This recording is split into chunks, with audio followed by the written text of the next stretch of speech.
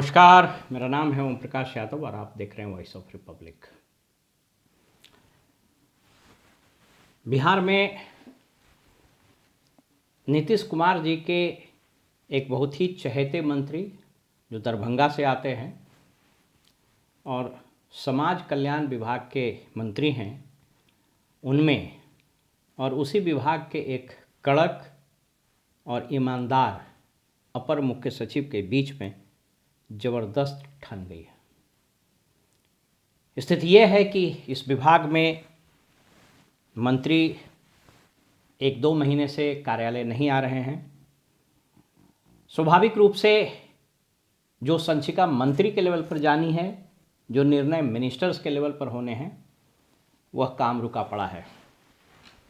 ऐसा नहीं कि मंत्री जी की अनबन इसी अपर मुख्य सचिव से हुई है। इसके पहले अतुल प्रसाद, जो बाद में विकास आयुक्त हुए और रिटायरमेंट के बाद उनको बीपीएससी का चेयरमैन बनाया गया, उनके कार्यकाल में भी यही मंत्री मदन सहनी जी से पूरी ठन गई थी और मंत्री जी नाराज़ होकर के रिज़ाइन कर दिए थे। हालांकि बाद में फिर मामला सलट गया और वो वापस आ गए। आइए थोड़ा इसको समझते हैं कि क्या स्थिति है, क्यों ऐसा हो रहा है। पहले तो आपको बताते चलें कि सचिवालय में जो काम होता है, मिनिस्टर्स और सेक्रेटरी, जब मैं सेक्रेटरी कह रहा हूँ तो वो सेक्रेटरी हो सकता है, प्रधान सचिव हो सकता है, अपर मुख्य सचिव हो सकता है, कोई भी उस विभाग का जो हेड रहेगा। उसके काम करने के लिए एक नियम बना हुआ है संविधान के अनुच्छेद 166 में, उसको बोलते हैं कार्यपालक नियमावली। उसके तहत दोनों के काम बटे हुए हैं। देखिए झगड़ा क्यों हो रहा है मिनिस्टर से, और जो अपर मुख्य सचिव हैं विभाग की श्रीमती हरजोत कौर, वो अपनी साफ सुथरी, ईमानदार और कड़क छवि के लिए जानी जाती है। मुझको स्मरण है बेगूसराय में वो कलेक्टर थी तो उस वक़्त भी इनके बहुत चर्चे होते थे ईमानदारी के। पटना में भी ये डीडीसी रही हैं। तो इसके पहले जो सचिव थे उससे ट्यूनिंग हो गई थी मंत्री जी की। और ये बताने की ज़रूरत नहीं है कि आज के तारीख में जो विभाग में मंत्री लोग हैं, एक आध अपवाद को छोड़ दीजिए तो बाय एंड लार्ज सब लोगों का एक ही इंटरेस्ट है कि ट्रांसफ़र पोस्टिंग में उनकी ज़्यादा चले और वसूली का कार्यक्रम चलता रहे। मिनिस्टर को 2 प्राइवेट सेक्रेटरी का इंटाइटलमेंट है।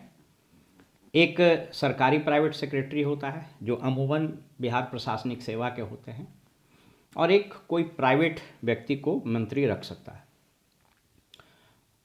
हालांकि बहुत पहले मंत्रिमंडल सचिवालय का एक सर्कुलर था जिसमें प्राइवेट सेक्रेटरी को क्या करना है और सरकारी प्राइवेट सेक्रेटरी को क्या करना है, इसका एक निर्देश जारी था। लेकिन आपको स्मरण होगा कि शिक्षा विभाग में श्री चंद्रशेखर जब मंत्री थे तो उस वक़्त मंत्री में और के पाठक अपर मुख्य सचिव में ठन गई थी।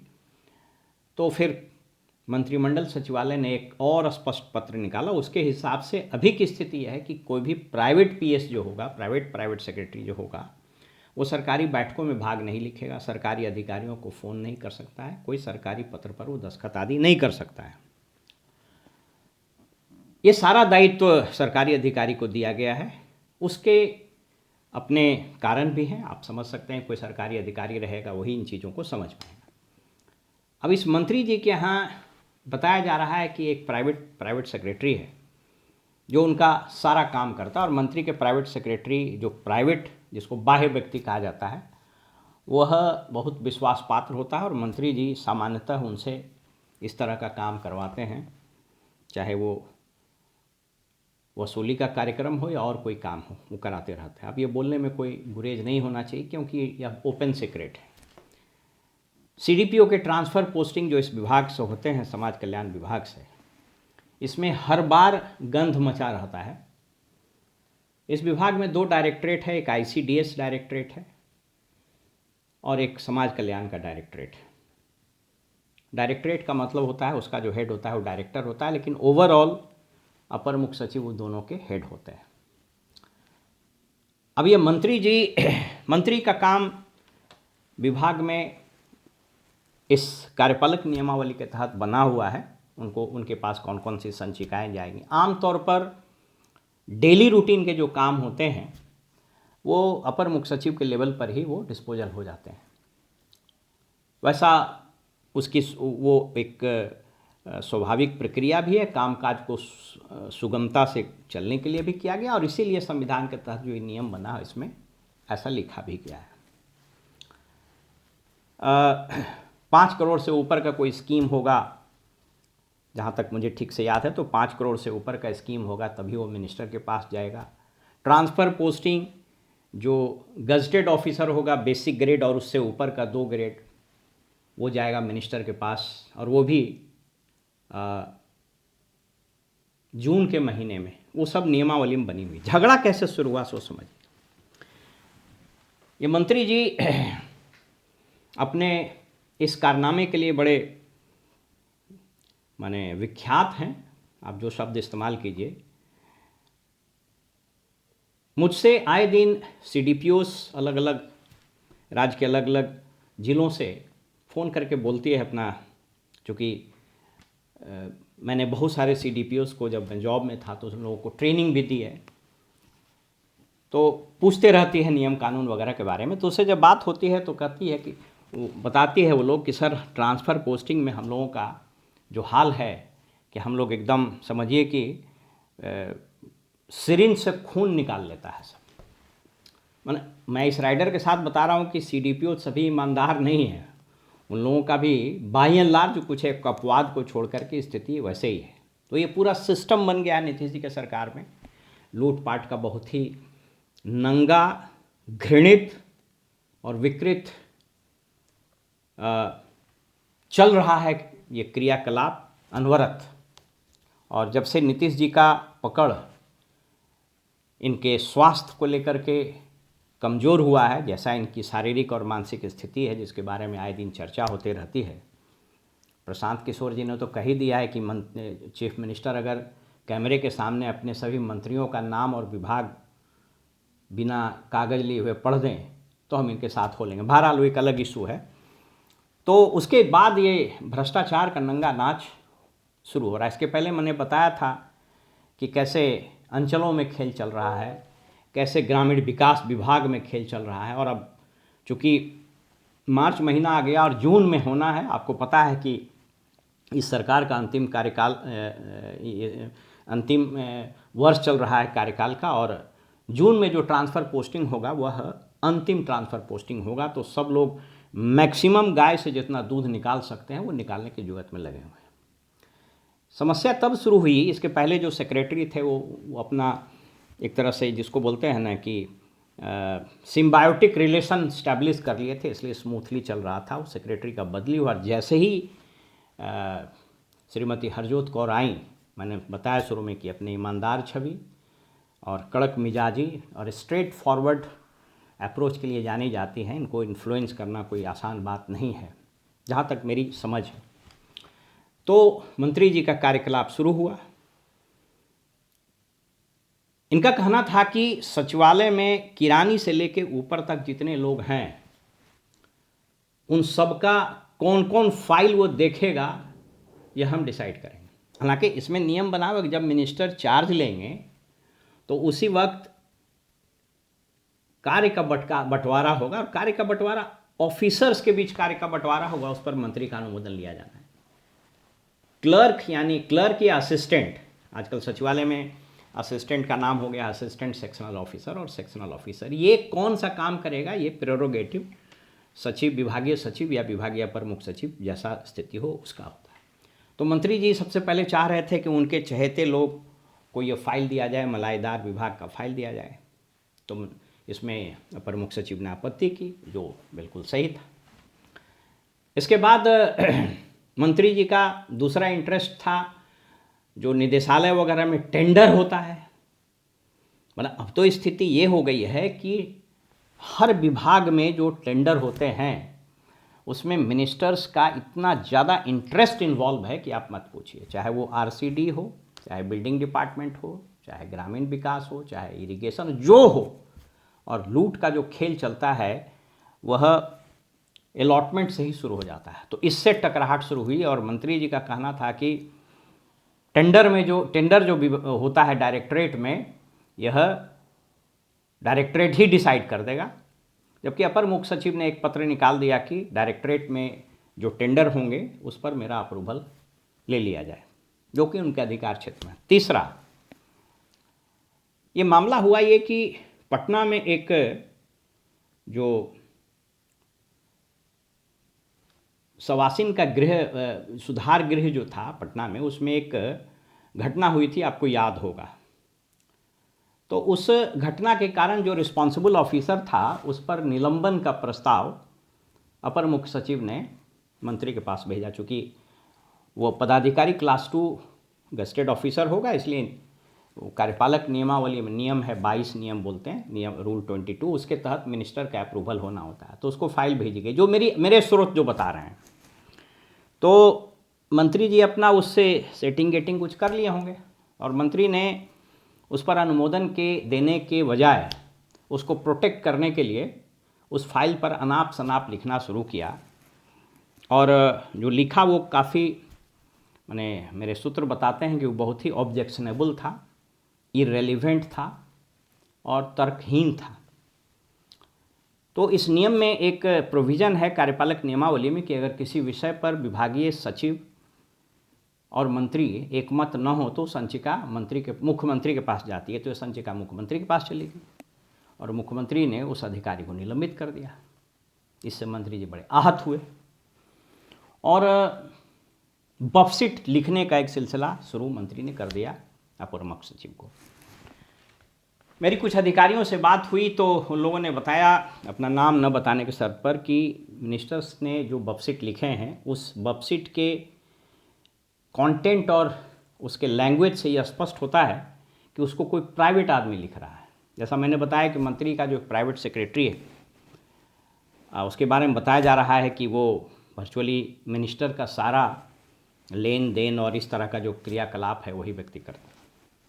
मतलब मैं इस राइडर के साथ बता रहा हूँ कि मुझे जो सूचना मिली, तो इस पर मामला बहुत बिगड़ गया, बहुत उखड़ गए। मिनिस्टर ये चाह रहे थे कि जब मैं मीटिंग करूं तो मेरा प्राइवेट सेक्रेटरी मेरे साथ रहे, जबकि सरकार का जो सर्कुलर निकला है उसके हिसाब से कोई प्राइवेट सेक्रेटरी सरकारी मीटिंग में बैठ नहीं सकता है। तो इस पर अपर मुख्य सचिव ने ऑब्जेक्शन किया। तो मंत्री कहे कि नहीं, वो तो बैठेगा।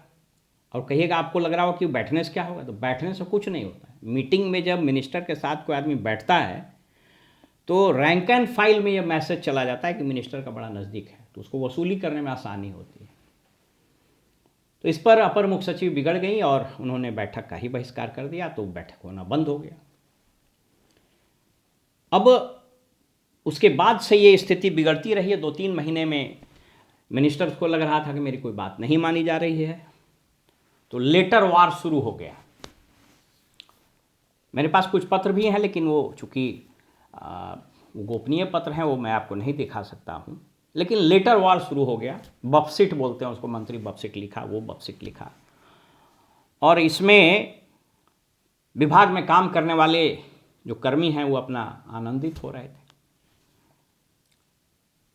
अब चूंकि मार्च आ गया है और जून में ट्रांसफ़र पोस्टिंग होना है, तो अभी से ही वसूली की प्रक्रिया प्रारंभ होनी है।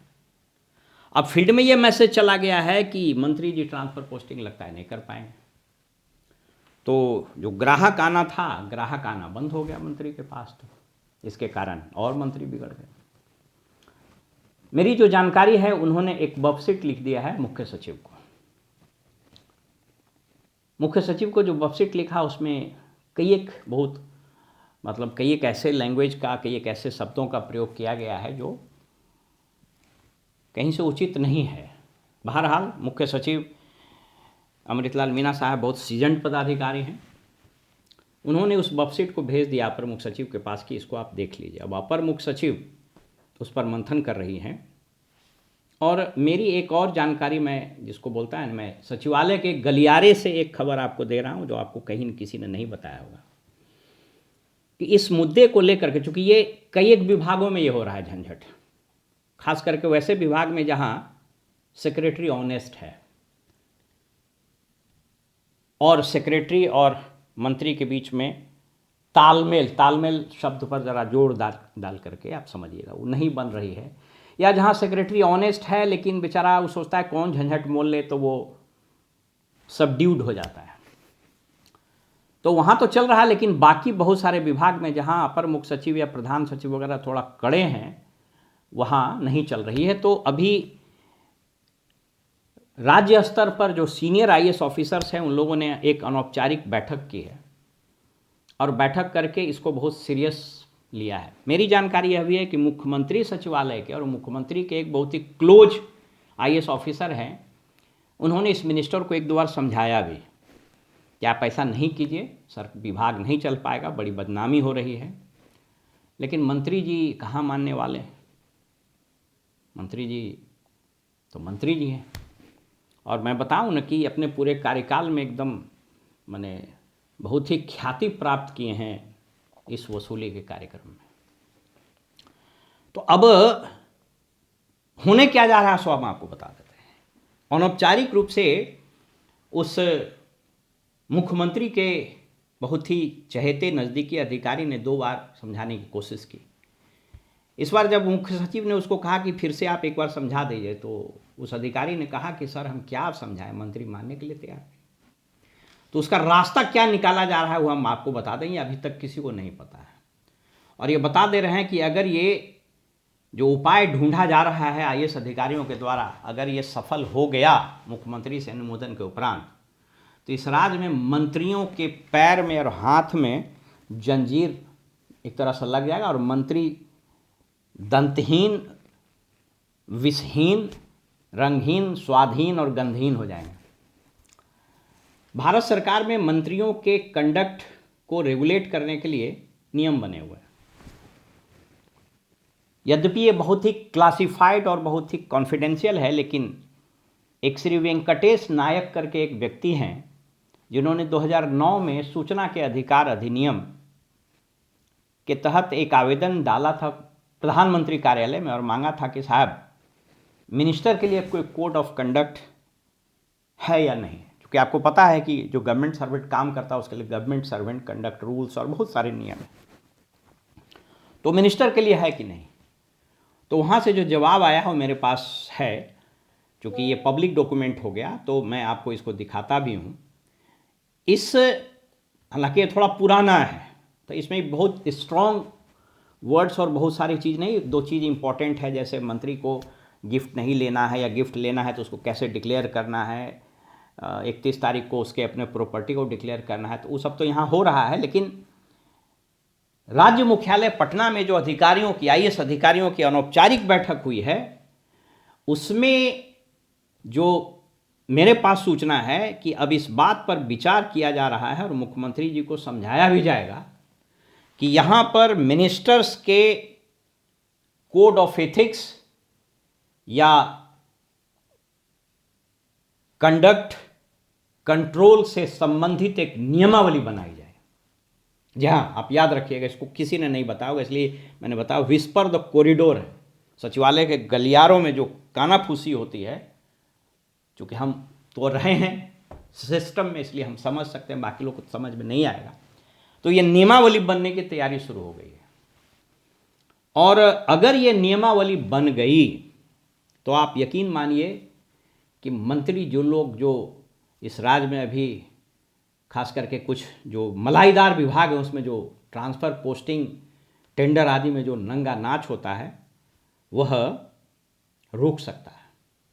लेकिन इसमें एक कठिनाई है। कठिनाई ये है कि अब आईएएस अधिकारियों में ही 2 धड़ा हो गया है। एक धड़ा जो ऑनेस्ट ऑफिसर्स है वो चाहता है कि ऐसे नकेल वाले नियम बन जाए, लेकिन जो मिलजुल करके मलाई खाने में विश्वास रखते हैं उनको लगता है कि ये यथास्थितिवादी जैसे चल रहा है वैसे चलने दिया जाए। अब देखना ये होगा कि मुख्यमंत्री जी के जो सलाहकार हैं, जो वर्चुअली शासन ही चला रहे हैं, वही डिफैक्टो मुख्यमंत्री हैं, वो क्या इसमें निर्णय लेते हैं। और ये बड़ा दिलचस्प होगा आने वाले समय में, माने हफ्ता 10 दिन 1 महीना के अंदर आप इस तरह का विस्फोटक समाचार समाचार पत्रों में और इलेक्ट्रॉनिक मीडिया में आप निश्चित रूप से सुनिएगा, तब मेरे इस खबर की पुष्टि होगी। इसीलिए मैं अंतिम यह बात बता के अपनी बात समाप्त करूंगा कि अब अधिकारियों और मंत्रियों के बीच का जो रस्सा कस्सी है, जो टग ऑफ वार है, वो क्लाइमेक्स पर पहुंचता नजर आ रहा है। देखना होगा इसमें जीत किसकी होती है। फिलहाल हमें इजाज़त दीजिए और आप देखते रहिए वॉइस ऑफ रिपब्लिक। नमस्कार।